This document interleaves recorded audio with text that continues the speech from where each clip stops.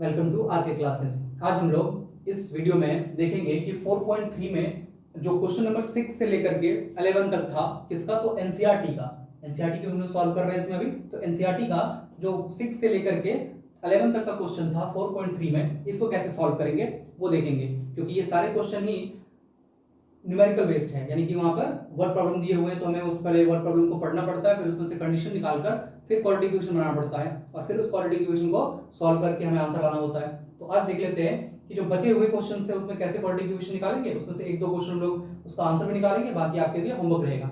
और हम इससे पिछले वाले वीडियो में भी कुछ होमवर्क दिए थे, शायद आपने उन लोगों सारे क्वेश्चन को बनाया होगा। चलिए हम लोग क्वेश्चन में आगे बढ़ते हैं।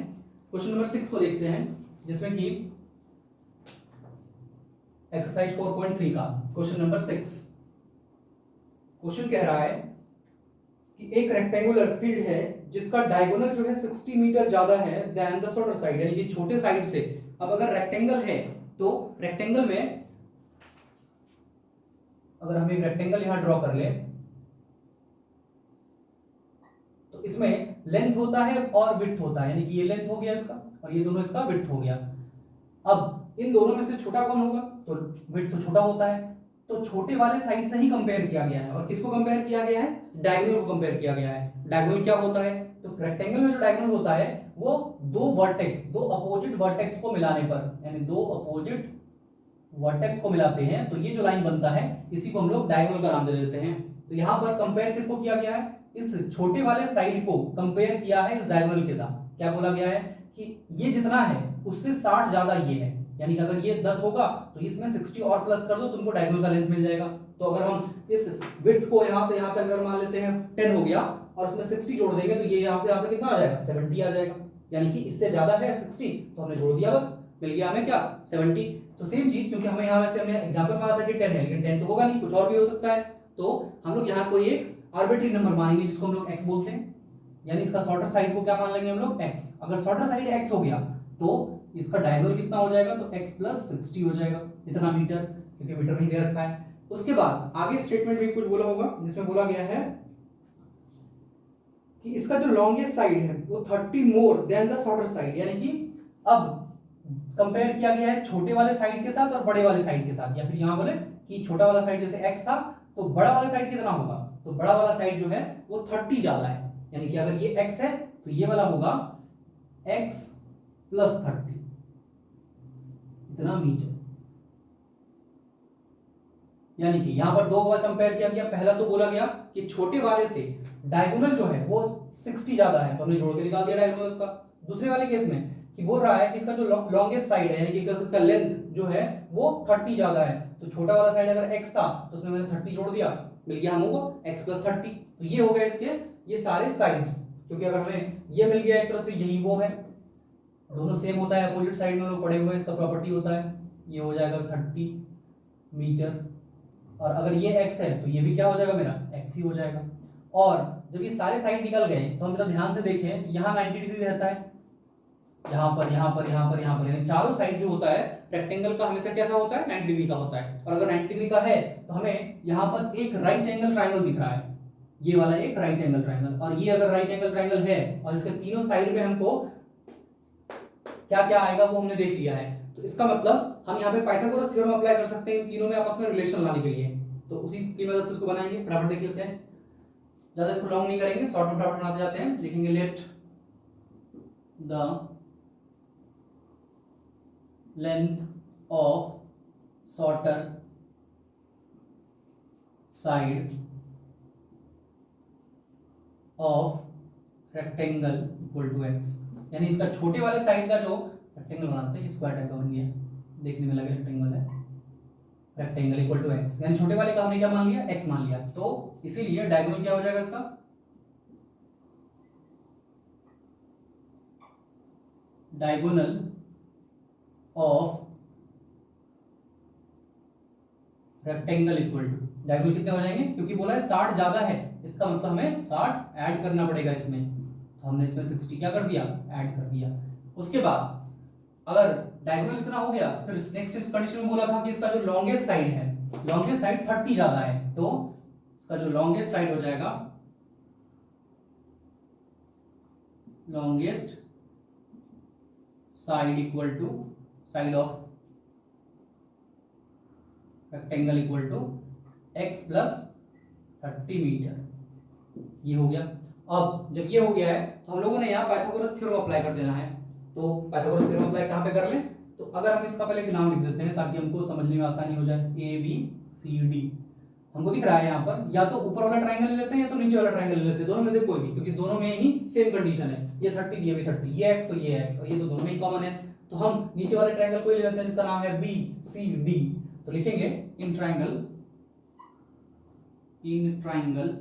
B C D. बीसीडी में हम लोग पाइथागोरस थ्योरम में ये बताया गया है कि हाइपोटेनस का जो स्क्वायर होता है वो बराबर होते हैं किसके? उसके बेस और परपेंडिकुलर के स्क्वायर के सम का। क्या बोले एक बार समझ लीजिए यहाँ पर फिर से। हाइपोटेनस किसी भी ट्रायंगल में, राइट एंगल ट्रायंगल में हाइपोटेनस उसे कहेंगे जो 90 डिग्री के सामने आएगा। तो 90 डिग्री के सामने कौन साइड आ रहा है? 90 डिग्री के सामने हमें यहाँ पे बी डी दिख रहा है, यानी मेरा बी डी जो हो गया वो हो गया हाइपोटेनस इक्वल टू, ये जो हाइपोटेनस का स्क्वायर है वो बराबर होता है दो साइड जो बचा हुआ रह गया उसके सम का। कौन बचा हुआ रह गया? एक तो ये बचा हुआ रह गया, दूसरा ये बचा हुआ रह गया, यानी यहां से यहां, दूसरा यहां से यहां। एक मेरा हाइपोटेनस हो गया। अब इन दोनों में से कोई एक p होगा, कोई एक b होगा। हमें वो नहीं जानना है कि कौन अभी p है कौन b है, वो हम लोग ट्रिग्नोमेट्री में जानेंगे कि कौन p होता है कौन b होता है। फिलहाल हम लोग इसको p मान के चलेंगे, इसको b मान के चलेंगे। ये हो गया x प्लस 30 का होल स्क्वायर फिर प्लस x का स्क्वायर, ये आ गया रिलेशन। अब इसी को सॉल्व कर देना है। कैसे सॉल्व करेंगे? तो bd का वैल्यू यहां डाल देते हैं, डालने के बाद इसको पूरा सॉल्व करेंगे, उसके बाद फाइनली हम लोग का आंसर आ जाएगा। जैसे देख लेते हैं यहाँ पर x प्लस 60 का whole square equal to x plus 30 का whole square plus x square. तो यहाँ से अगर हम इसको क्वाड्रेटिक में तोड़ें, यानी कि a प्लस बी के होल स्क्वायर में तोड़ें, तो हम लोग जानते हैं a प्लस b का होल स्क्वायर जो फॉर्मूला होता है, ये पिछली वाली वीडियो में भी मैंने बताया था, 2ab प्लस बी स्क्वायर ये होता है। तो अगर ये हमें मालूम है तो हम उसको एक्सपेंड करके ऐसे लिख सकते हैं। फिलहाल यही दिया हुआ है, a के जगह पर वहां x है और b के जगह पर वहां 60 है। तो a बराबर x और b बराबर 60 यूज करके हम लोग इसको सॉल्व करेंगे यहाँ पर। तो पहले लिखे हैं x का स्क्वायर प्लस 2a की जगह x, b की जगह पर 60 प्लस यहाँ पर b का स्क्वायर यानी कि 60 का स्क्वायर, ये हो गया इक्वल टू, यहां पर फिर सेम चीज, a की जगह यहाँ x है और b की जगह पर यहाँ 30 है, तो x स्क्वायर प्लस 2x और 30 और फिर b का स्क्वायर यानी 30 का स्क्वायर, और फाइनली यहाँ प्लस x स्क्वायर है तो प्लस x स्क्वायर लिख देंगे। अब जरा ध्यान दीजिएगा यहाँ पर कि यहाँ पर जो ये x स्क्वायर है और यहाँ पर जो x स्क्वायर है, ये ले या फिर ये ले, कोई दोनों में से एक चुन लेते हैं। तो मान लेते हैं इसी को ले लेते हैं। ये जो x स्क्वायर यहाँ पर दिख रहा है ये पॉजिटिव में है, अगर इसको उठाकर हम इक्वल टू के लेफ्ट हैंड साइड पर लेकर आए तो वो नेगेटिव हो जाएगा यहाँ पर आकर, और अगर ये नेगेटिव हो जाता है तो, और ये पॉजिटिव है तो ये दोनों ही टर्म क्या हो जाएंगे? कैंसिल हो जाएंगे, यानी जीरो बन जाएगा। यानी x स्क्वायर में एक तरह से x स्क्वायर सब्ट्रैक्ट हो गया तो जीरो बन जाएगा, दोनों मिलकर खत्म हो गया। यहाँ बचा क्या? यहाँ बचा 2 into 60 यानी कि 120 into x प्लस 60 का स्क्वायर यानी कि एक तरह से हमें 6 का स्क्वायर करके उसके पीछे 2 जीरो लगा लेना होता है। तो यहाँ पर हो जाएगा 3600, ये आ गया इसका स्क्वायर। फिर इक्वल टू x स्क्वायर तो अपनी जगह पर रहेगा, इसको तो कुछ नहीं कर सकते। यहाँ पर इन दोनों को मल्टीप्लाई करें तो 60x और यहाँ पर इसको मल्टीप्लाई करें तो ये आ जाएगा मेरा 900, और ये तो कट गया था, यानी फाइनली मेरा ये मिला। और खाली ये मिलने से काम तो चलेगा नहीं, क्योंकि हमें इसको क्वाड्रेटिक इक्वेशन में लेकर जाना है। क्वाड्रेटिक इक्वेशन का मतलब a square plus b square, square plus b square बोल रहे हैं, यानी कुछ ऐसा ax square plus bx plus c equal to 0, इस फॉर्मेट पर लेकर चलना है। जब तक ये नहीं आएगा तब तक हम लोग का आंसर सॉल्व नहीं होगा। तो हम इसको ऊपर बिठा रहे हैं ताकि आप नीचे का की साइड ना दिखे।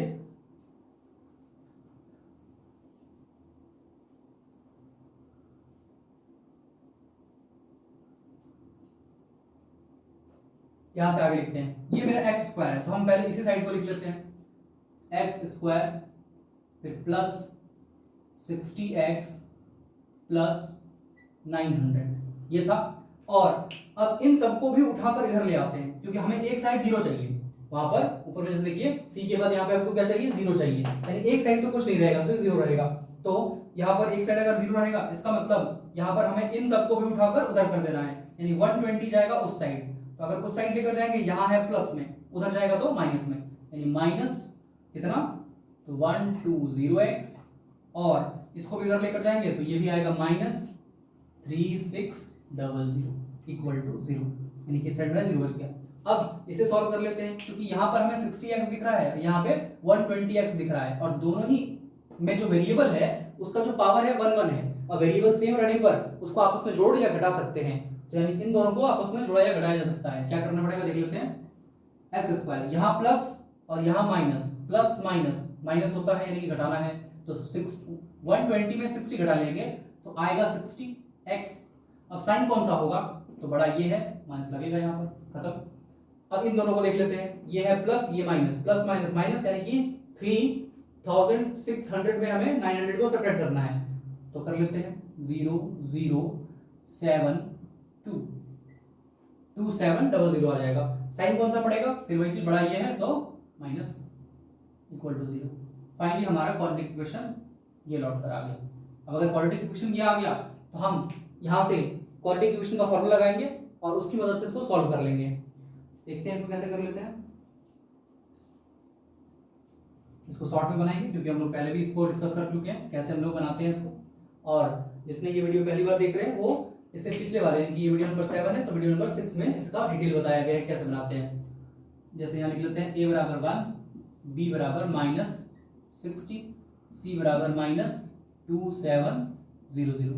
अब यहाँ से करेंगे क्या, डायरेक्ट फॉर्मूला लगाएंगे, रूट या रूट्स, क्योंकि रूट्स लगाना ज़्यादा अच्छा रहेगा, root under b square minus 4ac divide by 2a equal to minus b minus 60 plus minus root under b square, that means 3600 minus 4ac, c की जगह पर -2700 ब्रैकेट, और नीचे में बच गया मेरा 2 × 1। सॉल्व करेंगे, minus minus plus 60 plus minus root under 3600 plus, इन दोनों को अगर हम देखें यहाँ पर, तो अगर थोड़ा कैलकुलेशन से बचना चाहते हैं तो यहाँ का एक काम कर सकते हैं, क्या, पहले इसको गुना कर लेते हैं, या फिर पहले लिख देते हैं इसको 4 × 2700, जिससे हमें सॉल्व थोड़ा आसान पड़ जाएगा। क्या करें यहाँ पर, तो हमको इसमें 0000 कॉमन दिख रहा है, तो हम कॉमन निकाल सकते हैं। और क्या कॉमन दिख रहा है, यहाँ 4 और यहाँ पर भी 4, क्योंकि हम इस 4 को 36 को लिख सकते हैं 4 × 9, 4 × 9, और 9 4 36 होता है। इसका मतलब यहाँ पर एक 4 छुपा हुआ है, और यहाँ पर भी एक 4 छुपा हुआ है, और इस 27 में भी एक 9 छुपा हुआ है। 27 को हम क्या लिख सकते हैं, 3 × 9। इसका मतलब ये हुआ, तो इसको लिख लेते हैं ताकि समझ में आ जाए, 60 प्लस माइनस रूट अंडर, यहाँ पर इस 36 को यानी 3600 को लिख सकते हैं 4 × 9 × 100, इसका फैक्टराइजेशन हो गया। फिर प्लस यहाँ पर इस 4 को 4 रहने देते हैं, इनटू इस 27 को लिख सकते हैं हम लोग 9 × 3 और इनटू 100, और फिर डिवाइड बाय 2। ऊपर को क्लिक करते हैं,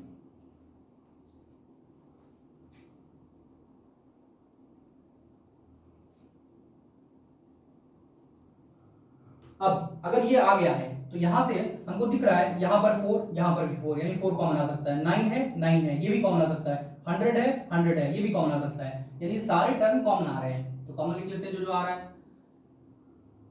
60 plus minus root under 4 common आ रहा था, फिर 9 भी कॉमन आ रहा था, और फिर 100 भी कॉमन आ रहा था। इतने सारे टर्म कॉमन निकल गए।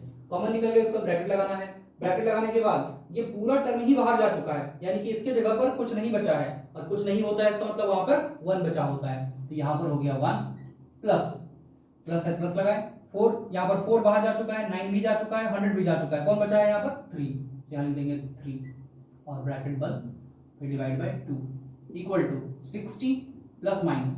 अब ध्यान देंगे, यहां से अगर हम इस 4 को देखें तो 4 से 2 बाहर निकल सकता है, क्योंकि ये किसका स्क्वायर है, 2 का स्क्वायर है, तो बाहर निकल जाएगा। 9 जो है वो 3 का स्क्वायर है, 3 बाहर निकल जाएगा। 100 10 का स्क्वायर है, तो यहां से 10 बाहर निकल जाएगा। अब इन दोनों को जोड़ेंगे तो 3 1 + 3 जो कि आएगा 4, और 4 आया, इसका मतलब फिर से यहां से 2 बाहर निकल सकता है, और डिवाइड में क्या हो गया, 2 हो गया। और अगर इसको सॉल्व करें हम लोग तो ये 60 प्लस माइनस इन सबको मल्टीप्लाई कर लेते हैं, इन दोनों को मल्टीप्लाई करेंगे 4 4 3 जा 12 12 into 10 120 डिवाइड बाय 2। अब फाइनली इसे सॉल्व करेंगे तो हमारा आंसर क्या होगा वो मिल जाएगा। फटाफट एक बार सॉल्व कर लेते हैं इसको।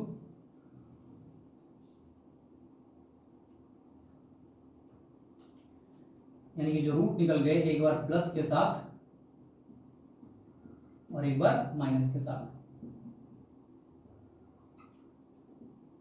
और क्योंकि ये आंसर होगा नहीं, ये आंसर क्यों नहीं होगा इसका, क्योंकि यहां पर फील्ड की बात की गई है, रेक्टेंगुलर फील्ड की बात की गई है, और फील्ड है तो इसका मतलब कि यहां पर लेंथ है, और लेंथ है तो लेंथ कभी नेगेटिव नहीं हो सकता है, लंबाई को हम लोग नेगेटिव में नहीं मेजर करते हैं। तो यहां पर देखें तो ये नेगेटिव में आ रहा है। कैसे नेगेटिव में आएगा, साफ साफ दिख रहा है कि 120 बड़ा है, और सब्ट्रैक्ट करने के बाद इसी का साइन पड़ने वाला है आंसर में, तो ये तो नेगेटिव आ जाएगा। और अगर ये नेगेटिव आ रहा है तो ये आंसर नहीं हो सकता है। बचा कौन, सिर्फ यही बचा, तो यानी आंसर मेरा यही होगा। यहां पर जोड़ेंगे तो आ जाएगा 180 डिवाइड बाय 2, और इसको घटा लें तो ये 90 मीटर, यानी x इक्वल टू जो निकल कर आया वो 90 मीटर आया।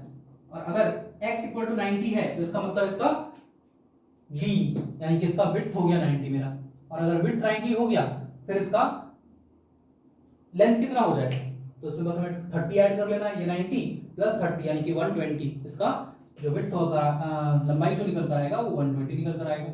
और डायगोनल अगर पूछा है तो डायगोनल भी लिख सकते हैं, डायगोनल से नहीं पूछा होगा, डायगोनल लिख लेते हैं, पूछा है।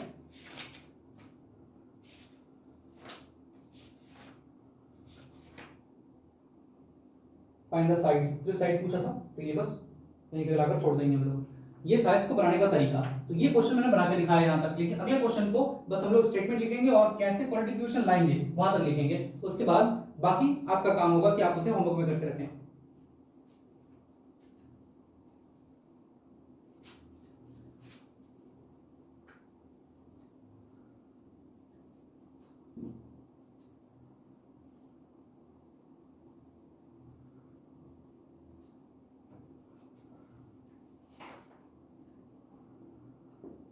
अब क्वेश्चन नंबर 7 क्या बोलता है, 7 बोला है the difference of square of 2 number is 180, यानी कि दो नंबर का, कोई भी दो नंबर होगा उसका स्क्वायर करके डिफरेंस निकाला गया है, स्क्वायर करके क्या करा गया है, डिफरेंस निकाला गया है, और वो जो आंसर आया है वो आया है 180। उसके बाद आगे बोलता है the square of the sum smallest number is 8 times of the largest number, यानी छोटे नंबर का जो स्क्वायर है, छोटे नंबर का अगर जो स्क्वायर करेंगे तो जो भी वैल्यू मिलेगा वो क्या होगा कि बड़े नंबर से 8 गुना ज्यादा होगा। बड़ा नंबर कुछ भी, जैसे एग्जांपल के लिए देख लेते हैं, अगर हम एक नंबर लेते हैं 2 और एक नंबर ले लेते हैं कोई बड़ा नंबर ले लेते हैं, जैसे कि 4 ही ले लेते हैं, तो ये हो गया एक छोटा नंबर, ये हो गया बड़ा नंबर। लेकिन हमें ये नंबर मालूम नहीं है, यहाँ पर हमें नंबर के बारे में जानकारी नहीं है, लेकिन कंपेयर किया गया है क्या, अगर इसका स्क्वायर देखें तो ये आता है 16 और इसका स्क्वायर देखें तो ये आता है 4। तो यहां हम ये बोल सकते हैं कि जो बड़ा नंबर है, जो बड़ा नंबर है वो, अच्छा यहाँ तो सेम हो जा रहा है, मामला गड़बड़ हो जाएगा, तो कुछ और लेना पड़ेगा। क्या ले लें इसका, 36 लेने से काम बन जाएगा, 36 नहीं 8 ले लेते हैं, 64 आएगा। तो हम यहाँ पर इस केस में ऐसा बोल सकते हैं कि ये जो छोटा वाला नंबर था, जो इसका स्क्वायर करने पर जो आया, ये अपने बड़े वाले नंबर से कितना ज्यादा है या कितना कम है। यहाँ पर कम हो जा रहा है, लेकिन क्वेश्चन में बोला है कि बड़ा होगा, कितना बड़ा होगा, या फिर उल्टा बोले ऐसे कि बड़ा नंबर इस छोटे वाले नंबर से कितना ज्यादा है, तो 2 गुना ज्यादा है, ऐसा बोल सकते हैं हम। एक बार फिर से समझ लेते हैं क्या, कि एक नंबर है जो कि 2 है और एक दूसरा नंबर है जो कि 8 है, इन दोनों का ही स्क्वायर करेंगे तो दोनों का अपना अपना नंबर आएगा, इसका कुछ आएगा, इसका कुछ आएगा, तो जो भी आएगा, अब इसको और इसको कंपेयर ना करके इसको और इसको कंपेयर कर लिया गया है, यानी छोटे वाले का स्क्वायर का और बड़े वाले नंबर को ही स्क्वायर आपस में कंपेयर कर दिया गया है। तो कैसे कंपेयर किया गया है कि छोटे वाले का जो भी नंबर है, जो भी वैल्यू है, उसका अगर हम 2 गुना करें या 4 गुना करें या 5 गुना करें तो हमें ये नंबर मिल जाएगा, ऐसा कुछ। तो वही काम यहाँ पे किए हैं हम लोग, देख लेते हैं कैसे बनाएंगे इसको। यानी कंपैरिजन जो हुआ है एगो का स्क्वायर के साथ और एगो नॉर्मल नंबर के साथ। सबसे पहले लिखेंगे लेट द लार्जर नंबर, क्योंकि यहाँ पे हमको लार्जेस्ट से ही कंपेयर किया गया है, difference between the square of the smallest number is 8 times the larger number, तो लार्जर नंबर से ही कंपेयर किया गया है, तो हम लिख लेते हैं let the larger number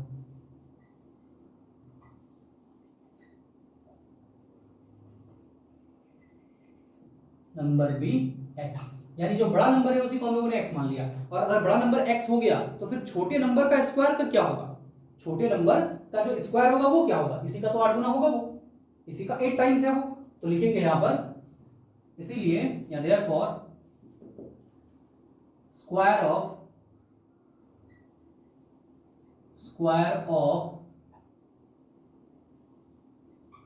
smallest number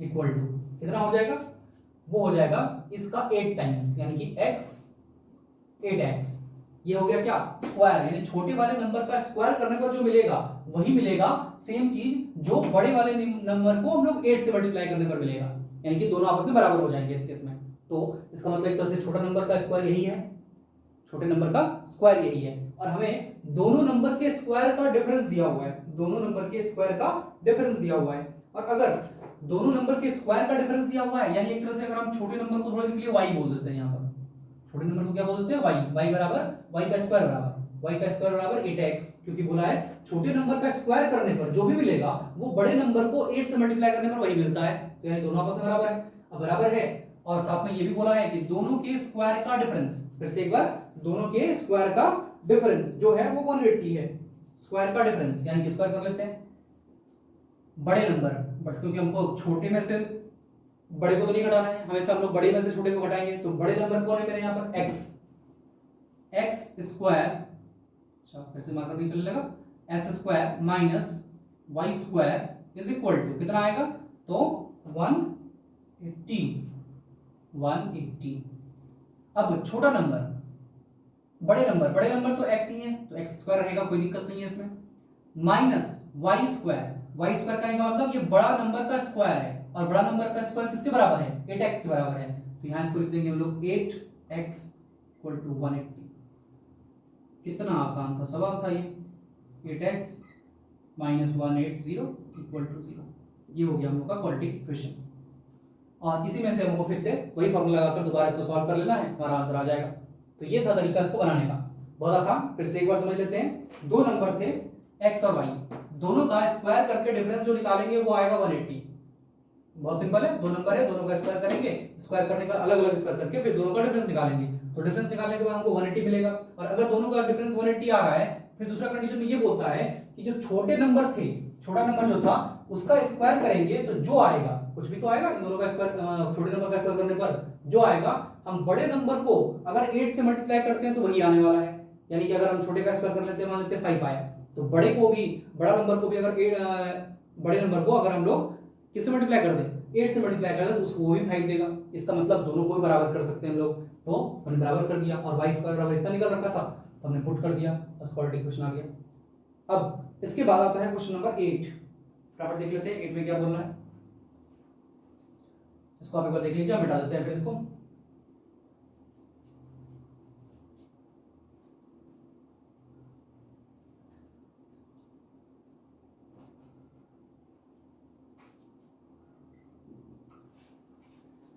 question number 8 train के ऊपर सवाल है, तो अब इसे बनाते हैं फटाफट, रिकॉर्ड हो रहा है, हो तो रहा है, क्योंकि कभी रिकॉर्डिंग बंद हो जाता है इसलिए चेक करना जरूरी हो जाता है। अब यहाँ देख लेते हैं आगे, एक number, a train travel 360 kilometre uniform speed, एक ट्रेन जो है 360 किलोमीटर चलता है यूनिफॉर्म स्पीड से, if the speed has been 5 kilometre more, अगर स्पीड 5 किलोमीटर ज्यादा होता पहले के मुकाबले तो वो जर्नी 1 घंटे पहले कंप्लीट कर लेता। ये सवाल शायद हम लोग पहले भी कर चुके हैं इस तरह के सवाल, तो सबसे पहले हम लोग let the speed of train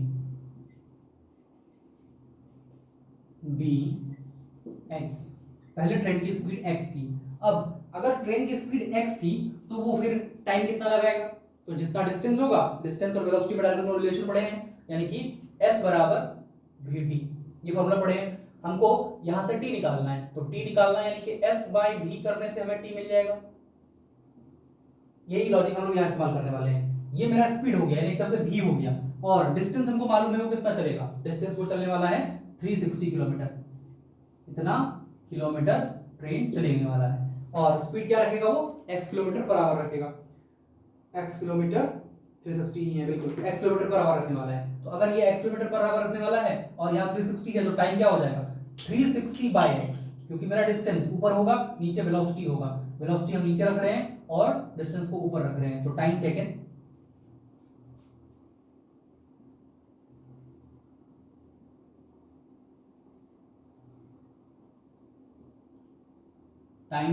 bye train is equal to, total distance हो गया 360 चलना है उसको, और स्पीड किससे चलेगा, वो x के स्पीड से चलेगा। तो ये हो गया उसका टाइम।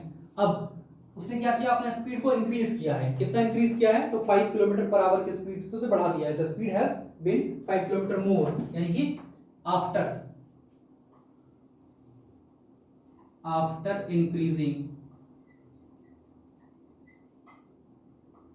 increasing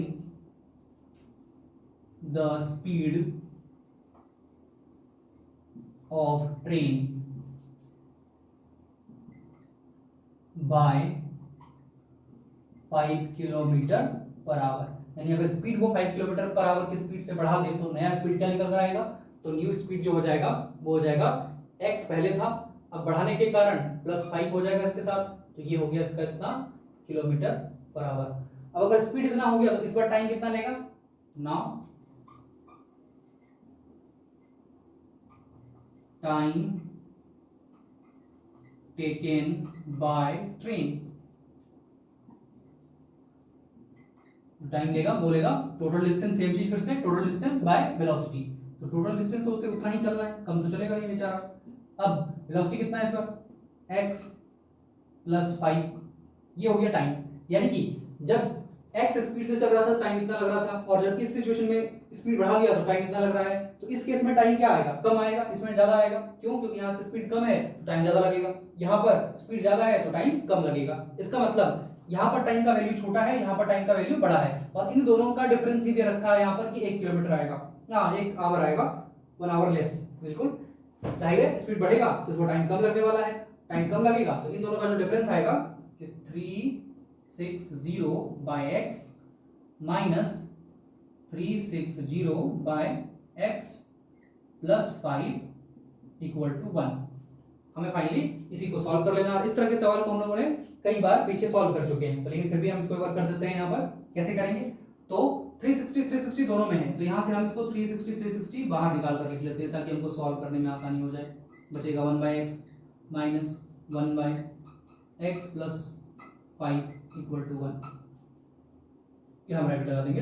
अब ये अंदर में ब्रैकेट जो अंदर बचा है x, एक तरह से फ्रैक्शन हो गया, ये फ्रैक्शन का सब्ट्रैक्शन। अगर फ्रैक्शन का सब्ट्रैक्शन है तो हम लोग इसको सॉल्व करना जानते हैं एलसीएम लेकर, x + 5, और जब इससे इसको डिवाइड करेंगे ये हिस्सा कटेगा, बचेगा सिर्फ x + 5 माइनस, यहाँ से जब इससे इसको डिवाइड करेंगे ये और ये कट जाएगा, बचेगा सिर्फ x, वो 1 से मल्टीप्लाई होकर सिर्फ x और इक्वल टू 1। यहाँ से ये नेगेटिव ये पॉजिटिव कट गया, सिर्फ बचा 5, यहाँ 5 नीचे x × x + 5, उसको ऊपर लिख लेते जरा।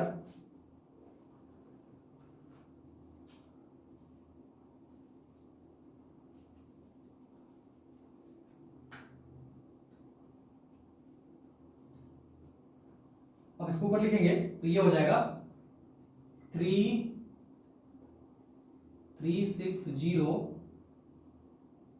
ऊपर में बचा सिर्फ 5 डिवाइड बाय x × x। अच्छा वैसे हम इसको चाहे तो गुना करके यहाँ लिख सकते हैं एक साथ, ये जब गुना हो जाएगा इसके साथ तो बनेगा ये x², और फिर यही गुना होगा 5 के साथ तो बनेगा +5x ब्रैकेट बंद इक्वल टू 1।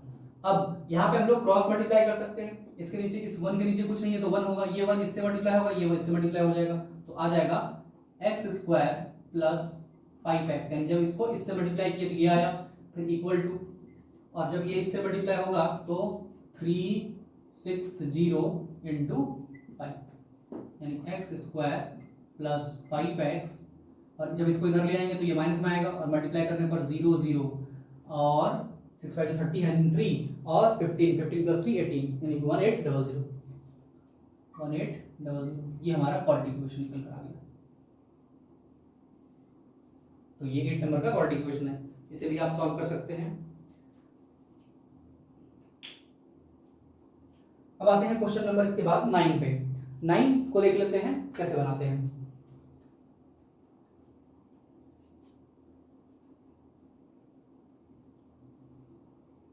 या फिर आप 9 10 11 ये 3 क्वेश्चन खुद से ट्राई कीजिएगा एक बार बनाने का, क्योंकि हम लोग इतने सारे क्वेश्चन प्रैक्टिस कर लिए हैं, तो एक बार आप भी कोशिश कीजिएगा उसको बनाने का। हमको लगता है बन जाना चाहिए, ज्यादा टफ सवाल नहीं है। 9 में शायद हो सकता है दिक्कत हो, 9 को एक बार बता देते हैं क्योंकि ये टैप और वाटर का सवाल है, हो सकता है इसमें दिक्कत हो। एक बार 9 को देख लेते हैं। लेकिन 10 नंबर हुबहू वैसे सवाल है जैसे 8 नंबर था, तो 10 नंबर आप खुद से बनाने की कोशिश कीजिएगा। 11 number the sum of area of A 2 square is equal to इतना, ये भी आसान है। चलिए फटाफट देख लेते हैं सबको एक करके। 9 नंबर में बोला गया है दो नल मिलकर एक टैंक को 9 होल 3/8 आवर में भर देता है, यानी दो नल को एक साथ चालू कर दिया गया है और एक टब है जिसको ये दोनों आपस में दोनों मिलकर भर रहा है और टाइम लगा रहा है 9 होल 3/8। अब आगे लिखा है द टैप लार्जर डायमीटर, यानी जो जिसका डायमीटर बड़ा है, दो तरह के वहां पे नल लगे हुए हैं, एक जिसका डायमीटर बड़ा होगा, एक दूसरा जिसका डायमीटर छोटा होगा, यानी कुछ ऐसे नल होंगे। वैसे मुझे बनाने तो आता नहीं है पर मैं कोशिश करता हूं।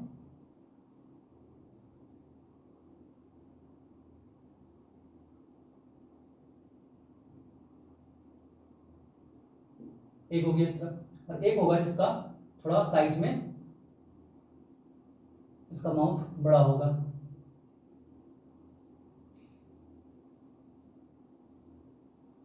ये बड़ा वाला साइज, ये छोटा वाला साइज। अब इसी को दोनों को साथ में एक साथ एक टब को भरने के लिए लगा दिया गया है, बेचारे दोनों मिलकर भर रहे हैं इसको। दोनों मिलकर जब इसको भरता है तो टाइम लेता है 9 होल 3/8 आवर, इतना टाइम ले रहा है इसको फिल करने में। तो कहता है अगर the larger diameter takes 10 hour less, बिल्कुल सही बात है, टाइम तो कम ही लेगा। अगर उसका साइज बड़ा है तो वो जल्दी भर सकता है, तो ये कम टाइम ले रहा है, ज्यादा टाइम ले रहा है। कितना कम ले रहा है? तो 10 घंटा ये कम ले रहा है इसके कंपैरिजन में। तो अगर इसने x लिया तो इसने उसका आधा मतलब 10 घंटा कम, यानी कि x - 10 आवर लेगा। आगे कुछ लिखा है क्या? Less than to fill the tank respectively, ठीक है। तो वो पूछा गया कि अकेले अकेले दोनों कितने कितने टाइम में भरेगा। तो पहले लिखते हैं लेट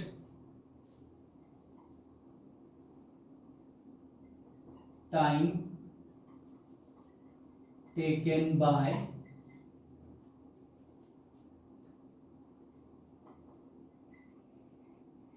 स्मॉलर वन, जो छोटा है वो मान लेते हैं वो टाइम ले रहा है x आवर। तो अगर वो x आवर टाइम ले रहा है तो इसका मतलब कि बड़े वाले ने कितना टाइम लिया होगा, इसीलिए टाइम टेकन बाय लार्जर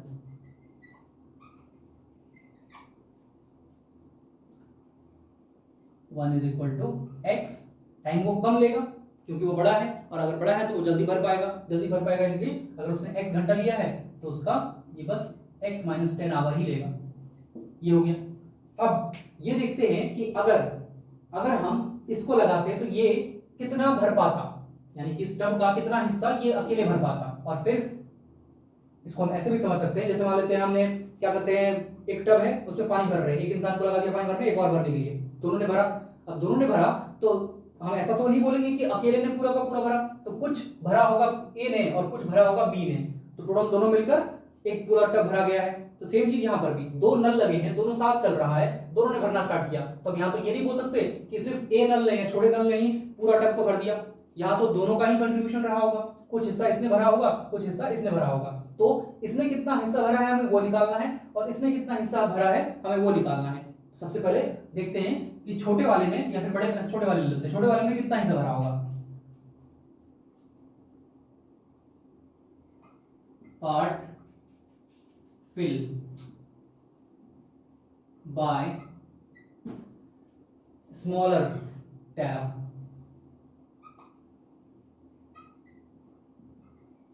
कैसे निकालते हैं? तो मान लेते हैं टोटल था, ये टोटल इसका मान लेते हैं कि ये 1 यूनिट वर्क था, ये टोटल कितना था? 1 यूनिट वर्क था।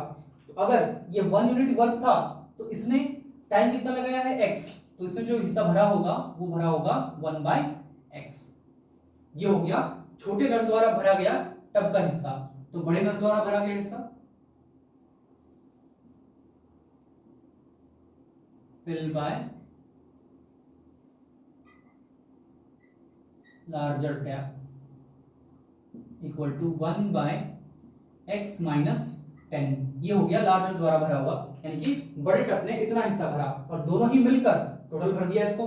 तो अगर दोनों ने मिलकर भर दिया इसका मतलब लिख सकते हैं 1/x पहले ने भरा प्लस 1/x माइनस 10 दूसरे ने भरा, और दोनों ने मिलकर कितने टाइम में भरा है इसको? तो भरा है इसको, अगर इसको सॉल्व कर लें तो ये आ जाएगा 9 72 72 प्लस 3 75 75/8 इतना आवर, यानी ये दोनों ने मिलकर इसको इतने टाइम में भरा है। ठीक, यानी कि एक तरह से पूरे टब को एक तरह से भर दिया है। तो अगर पूरे टब को भर दिया है तो हम लिख सकते हैं इसको 1/75/8, और ये 8 ऊपर चला जाएगा, यहाँ पर मल्टीप्लाई हो जाएगा ऊपर, यानी कि इसको लिख सकते हैं 8/75। ये हो गया, और इसको सॉल्व कर लेंगे। फिर अगर पहले जो सॉल्व किए थे एलसीएम लेकर वैसे ही सॉल्व करेंगे, आंसर आ जाएगा मेरा, यानी क्वाड्रेटिक इक्वेशन आ जाएगा, फिर वहां सॉल्व कर देंगे। एक बार हम दोबारा इसको अलग मेथड से बताते हैं कि अलग तरीके से बताते हैं। इसको हम लोग यहाँ पर पार्ट ना बोलकर कुछ और वेलोसिटी के टर्म में इसको मतलब एक तरह से वेलोसिटी, टाइम और डिस्प्लेसमेंट से इसको हम लोग इस सवाल को समझ सकते हैं। कैसे? थोड़ी देर के लिए हम लोग मान लेते हैं इस टब का, यहां पर जो इसका टाइम होगा, टाइम तो वैसे ही टाइम रिप्रेजेंट करते हैं S = VT, जो हम फॉर्मूला पढ़े। टाइम यहां पर कोई दिक्कत नहीं है, टाइम में कोई बदलाव नहीं आएगा। हम इस डिस्प्लेसमेंट को जो है उसको थोड़ा रिप्लेस कर रहे हैं। किससे रिप्लेस कर रहे हैं? तो जो इन दोनों ने वर्क किया है, वर्क को यहां हम इस जगह पुट कर दे रहे हैं, यानी इसने कितना काम किया उसको यहां लिखेंगे, और इसने कितना काम किया वो एक तरह से यहां होगा। ठीक, और इसी फॉर्मूले में जो वेलोसिटी है, वेलोसिटी को बदलकर हम यहां पर डाल रहे हैं कि इसने एक तरह से कितने वेलोसिटी बोल सकते हैं कि कितने रफ्तार से उसने काम किया, यानी एक तरह का रेट, किस रेट से पानी फ्लो हो रहा था उस रेट को यहां डालेंगे। और रेट ही तो एक तरह से वेलोसिटी होता है, कोई बात नहीं, इसको वेलोसिटी रख सकते हैं और इसका भी रेट वही रख सकते हैं। तो जब ऐसा है तो अगर ध्यान से देखिए, यहां पर हमें क्या मालूम है? हमें मालूम है टाइम।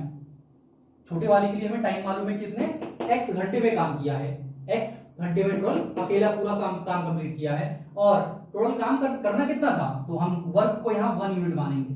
वर्क को कितना मानेंगे? 1 यूनिट मानेंगे। तो वर्क हो गया 1 यूनिट और टाइम हो गया मेरा x। तो जब ये टाइम नीचे आएगा, यानी ये हो गया वर्क 1 और टाइम x, तो वेलोसिटी क्या निकल कर आया, यानी रेट क्या निकल कर आया एक तरह से, इसका रेट 1/x। तो ये एक तरह से रेट हो गया कि किस रेट से वो फील कर रहा है इसको। तो इस x 1/x के रेट से फील कर रहा है, तो क्या लिख सकते हैं? रेट, इसको ऐसे भी लिख सकते हैं, रेट ऑफ फील्ड बाय, नहीं थोड़ा सा सेंटेंस चेंज करना पड़ेगा, यहां पर ऐसा लिखेंगे इसको, रेट ऑफ फीलिंग टब टंकी बाय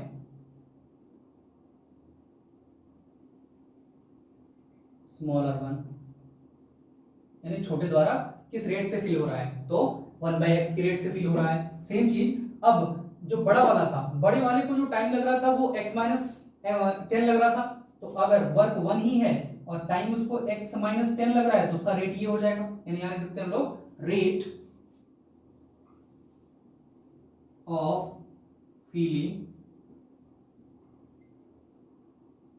वही पूरा चीज, टैंक बाय लार्जर वन, यानी लार्जर वन द्वारा भरा गया जो रेट होगा वो इतना होगा, यानी दोनों का रेट निकाल दिया। और जब इन दोनों के ही रेट को आपस में जोड़ दें, इन दोनों के रेट को क्या करें आपस में जोड़ दें, तो दोनों के कंबाइंड रेट निकल जाएगा। दोनों का क्या निकल जाएगा हम लोग का? कंबाइंड रेट, यानी कि दोनों जब मिलकर काम कर रहा था तो किस रेट से वर्क हो रहा था वो मिल जाएगा। तो अगर वही मिल जाएगा तो हमने इसलिए इन दोनों को जोड़ा, और जोड़ने पर जो ये हम लोग इक्वल टू इसको दिखा रहे हैं, क्यों दिखा रहे हैं? क्योंकि दोनों मिलकर ने टाइम इतना लगाया। अगर दोनों ने मिलकर टाइम इतना लगाया और वर्क मेरा 1 था, तो जब डिवाइड करेंगे तो जो रेट निकलेगा वो किसका रेट निकलेगा? दोनों के कंबाइंड रेट निकलेंगे।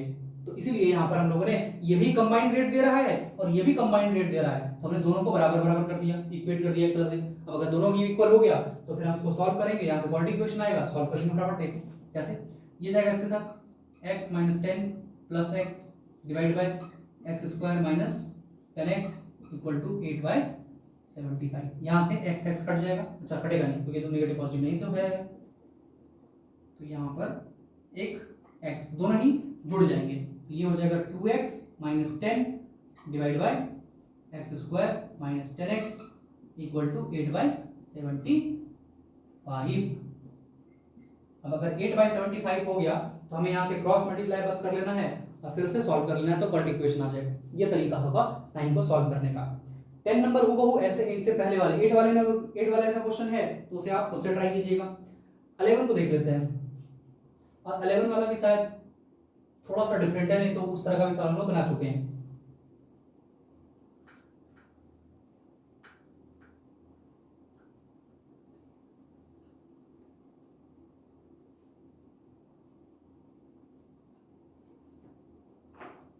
अलेवन में क्या बोला गया है? The sum of the area of A 2 square is 468 metre square, यानी 2 स्क्वायर है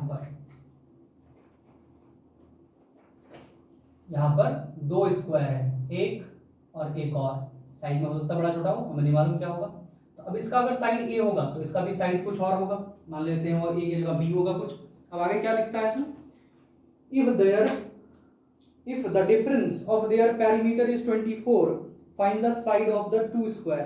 कहता है पेरीमीटर का डिफरेंस 24 है, यानी इन दोनों का पेरीमीटर, पेरीमीटर का मतलब अगर हम इसका पेरीमीटर का फॉर्मूला लिखें तो इसका पेरीमीटर का फॉर्मूला होता है 4a, ये स्क्वायर के पेरीमीटर का फॉर्मूला है। तो अगर हम मान लेते हैं कि फर्स्ट वाले स्क्वायर का पेरीमीटर x है, फर्स्ट वाले स्क्वायर का पेरीमीटर कितना है? x है, तो इसका मतलब सेकंड वाले सेकंड वाले स्क्वायर का पेरीमीटर कितना हो जाएगा? 24 माइनस x, ऐसा बोल सकते हैं ना। तो हम लोग यहां पर x ना मानकर क्या करेंगे, इसको कुछ ऐसा लिखेंगे, लेट, ये हो गया हम लोग का 11 number, let the side of square या first square be x, first square का साइड कितना हो गया? x हो गया, तो पेरीमीटर कितना हो जाएगा? therefore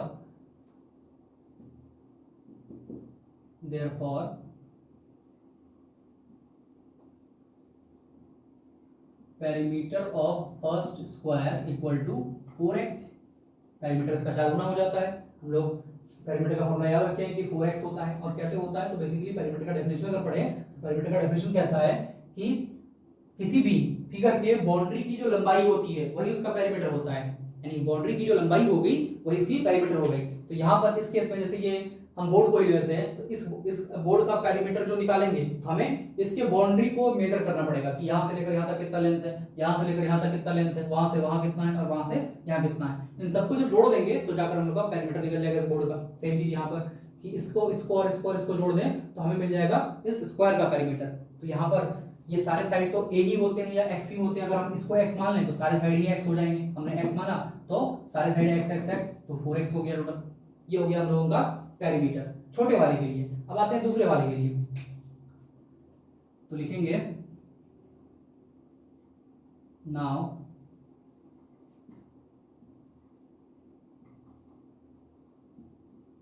perimeter of second square equal to कितना हो जाएगा? तो दोनों का सम 24 है, दोनों का सम कितना है? 24 है। तो अगर दोनों का सम 24 है तो एक अगर 4x हो गया है तो इसका मतलब दूसरा कितना होगा? 24 माइनस 4x, 24 माइनस 4x, यानी इसके पेरीमीटर में से इसका पेरीमीटर घटा दें तो दोनों का निकल जाएगा मेरा, क्योंकि दोनों का ही जोड़ के दे रखा था 24 है। तो हमने दोनों को क्या कर दिया? पेरीमीटर निकाल दिया, और अगर पेरीमीटर निकाल दिया तो फिर हम इसका साइड भी निकाल सकते हैं। अगर पेरीमीटर निकल गए फिर क्या निकाल सकते हैं? उसका साइड भी निकाल सकते हैं। कैसे निकलेगा साइड? तो जरा इसी को ध्यान से देखते हैं। यहाँ भी 4 है, यहाँ पर भी 4 होगा, तो 4 कॉमन ले लेते हैं। यहाँ क्या आ गया होगा? 6 माइनस एक्स। क्या आ गया होगा यहाँ पर? 6 माइनस एक्स, कुछ ऐसा आ गया होगा, 6 माइनस एक्स। तो अब जरा इस फॉर्मूला को, पेरीमीटर का फॉर्मूला को देख लेते हैं। पेरीमीटर का फॉर्मूला कहता है 4 × a। अब 4 तो यहाँ दिख रहा है और a होता है जस्ट इसके पीछे मल्टीप्लाई में, तो यहाँ पर जो इसके पीछे मल्टीप्लाई में है वो है 6 - x। क्या है यहाँ पर 6 - x। तो बड़े वाले जो ट्राइंगल है या फिर स्क्वायर है उसका जो साइड होगा वो क्या होगा मेरा 6 - a। छोटे वाले का तो साइड हम लोगों ने x मान लिया, तो बड़े वाले का साइड क्या होगा, तो बड़े वाले साइड का जो साइड होगा वो 6 - x होगा। तो यहाँ पर लिख लेते हैं therefore side of second square is equal to कितना हो जाएगा, क्योंकि 4 × a तो 4 ये हो गया और ये पूरा a हो गया, यानी 6 - a ये हो गया इसका साइड। अब अगर हमको दोनों के साइड मिल गए तो दोनों का हमें स्क्वायर कर लेना है, क्योंकि एरिया निकालने बोला गया है कि दोनों के एरिया का जो है सम या डिफरेंस दिया है, इसमें सम दिया है। अच्छा एक मिनट एक और थोड़ा सा मिस्टेक हो गया कि डिफरेंस ऑफ देयर पेरीमीटर, दोनों का पेरीमीटर का ही डिफरेंस 24 दे रखा था, थोड़ा सा मिस हो गया यहाँ पर, ध्यान नहीं दिया मैंने। क्या कि यहाँ पर ये सम नहीं है बल्कि डिफरेंस दिया है, थोड़ा सा चेंज हो जाएगा। यानी कि दोनों को, यानी कि इसका वाला हम लोगों ने मान लिया था 4x, इसका भी कुछ होगा मान लेते हैं 4y, तो इन दोनों का जो डिफरेंस है यानी कि 4x - 4y ये 24 है, ये दिया हुआ है। तो जब अगर ऐसा दिया हुआ है, हमको चाहिए किसका, इसका यानी कि छोटे वाले का। अगर हमको छोटे वाले का चाहिए तो हम यहां से इसको उठा के कर दें, तो 4y = जो आएगा वो आएगा 4x - 24। ये बात समझ में नहीं आया होगा। क्या किया हमने, क्या किया, इस 24y को उठा के इधर कर दिया, इस 24y बोल रहा हूं मैं, 4y को उठा के इधर कर दिए, और 4y उठा के इधर चला गया, बेचारा अकेले इधर बच गया। अब यहाँ पर जो ये 24 था इसको उठाकर आगे ले आए इस साइड, तो 4x तो पहले अपनी जगह पर था ही, और ये इधर से आ गया तो -24 यहाँ पर इसे ऐसा किया गया है। आप शायद आपको समझ में आ गया होगा कैसे लिखा हमने। तो यहाँ से सेकंड वाले का जो पेरीमीटर आया वो आया 4x - 20, तो यहाँ लिख लेते हैं 4x - 24। यहां से वही लॉजिक फिर से लगा सकते हैं, क्या कि 4 कॉमन ले लिए तो x - 6, थोड़ा सा साइन में चेंज आ जाएगा, तो यहां से जो a निकलेगा इसका वो निकलेगा x - 6। ये बराबर कितना निकल जाएगा, साइड क्या निकल जाएगा इसका x - 6, और ये निकल गया मेरा x, इसको हम लोग x माने हैं। तो अब जो नेक्स्ट लाइन बोला गया है कि इसके एरिया का, यानी फर्स्ट वाले का एरिया निकालो, इसका कितना एरिया आएगा, तो एरिया का फॉर्मूला a² प्लस दोनों का सम बोला गया है इसका स्क्वायर, यानी कि इसके एरिया साइड का एरिया जो आएगा उसका सम, तो कितना है इसका साइड x - 6 का होल स्क्वायर। दोनों का ही हमने एरिया निकाला, इसका एरिया निकालने का तरीका होगा साइड का स्क्वायर, इसका भी एरिया निकालने का तरीका होगा साइड का स्क्वायर। तो इसका साइड है x, तो x का स्क्वायर, और दूसरे वाले का साइड है y, y मतलब करने का x - 6, तो x - 6 का होल स्क्वायर, और ये बराबर है, इसके बराबर है, तो ये बराबर दे रखा है 468। अब फाइनली ये दिख रहा है हमको, सिंपल x का स्क्वायर प्लस ये x - 6 का होल स्क्वायर, तो x² प्लस या -2x 6 - 6 का स्क्वायर 36 = 468। अब यहां से x जुड़ जाएगा, जो मिलकर आएगा यहाँ पर 2x², यहां से इन दोनों को मल्टीप्लाई करें तो -12x, और यहाँ पर +36 है, लेकिन उधर से आएगा कौन 468 = 0। अब इन दोनों को सॉल्व कर लेते हैं, 2x² - 12x, यहाँ पर इसको सॉल्व करें तो माइनस, घटाएंगे तो 2, और 6 में 3 गया तो 3 और 4 = 0। ये हम लोग का क्वाड्रेटिक इक्वेशन आ गया। लेकिन यहाँ पे थोड़ा सा हो सकता है कि बुक में ये ना दिया हो, या फिर इस तरह ना लिखा हो, या फिर कहीं और सॉल्व आप देखे होंगे तो इस तरह ना होगा। क्यों नहीं होगा, क्योंकि यहाँ पर 2 कॉमन दिख रहा है, यहाँ भी 2 है, यहाँ भी 2 है, यहाँ भी 2 है, हर जगह 2 है। तो अगर 2 है तो हर जगह से हम 2 को क्या कर सकते हैं, कटा सकते हैं यहाँ से, तो कटा लेते हैं। 2 के टेबल से पूरे को डिवाइड करते हैं एक तरह से, 2 के टेबल से 2 1 जा, ये 6 बार में, और ये 2 1 जा, फिर 2 1 जा, 2 1 जा, 2 2 जा, 2 2 जा, ये 2 1 जा, और ये 2 6 जा। तो फाइनली जो आएगा वो आएगा x² - 6x - 2160। इस तरह का आंसर आपको कहीं पे भी देखने को मिलेगा कॉपी या बुक में, जहाँ सॉल्व किया गया होगा इस तरह का। तो ये है हम लोग का पूरा 4.3 का पूरा सवाल, जिसमें कि एक सवाल छोड़े हैं हम, वो कौन सा क्वेश्चन था, क्वेश्चन नंबर 10, जो कि मिलता जुलता सवाल है क्वेश्चन नंबर 8 से, इसलिए आप उसको खुद से ट्राई कीजिएगा, और अगर ना बने तो आप कमेंट कीजिएगा, हम उसको भी कवर कर लेंगे अगले वीडियो में जो इसको बनाएंगे। अब इसको देखिए,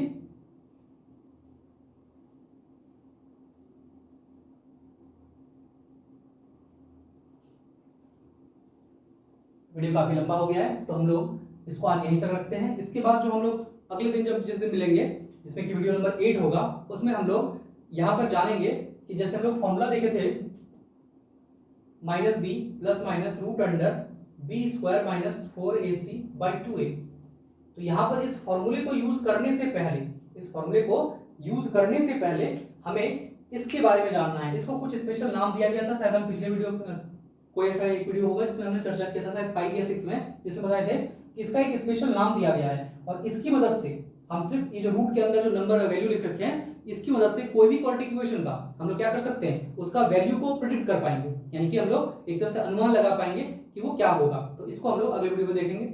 आज के लिए इतना ही, धन्यवाद, जय हिंद।